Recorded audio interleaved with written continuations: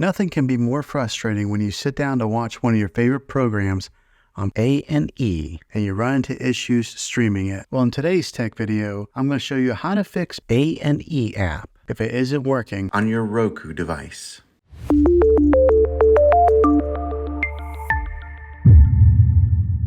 Let's see if we can fix your problems and get your A&E back up and running as quickly as possible. The first one, it's the easiest one to try, and that's to unplug your TV from the wall outlet and wait 60 seconds. Now don't be impatient here. Wait the whole 60 seconds, then plug it back in. This is very different from turning your TV on and off with your remote control. This is what we call a hard reset of your TV, so make sure you do this method. If that doesn't work, then find your router that is giving you Wi-Fi and unplug the power to that for 60 seconds. Then plug it back in. If it fixes it, great. If not, let's go ahead and move on to the next method. Try deleting A&E on your TV. Go to wherever the apps are located on your system and remove the app altogether. Then reinstall A&E again. After you reinstall it, you might have to log back in with all of your credentials, but hopefully this will work. And if that doesn't work, then I recommend buying an affordable Roku stick, Fire Stick, or Apple TV 4K and plug that into your TV and use that as your main streaming player. And you'll be able to access A&E that way. I'll put links in the description down below of where you can get one. There you have it, folks.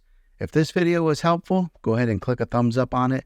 Go ahead and subscribe to my channel. I make tech videos all the time, and I would love to have you back in the next one. Take care.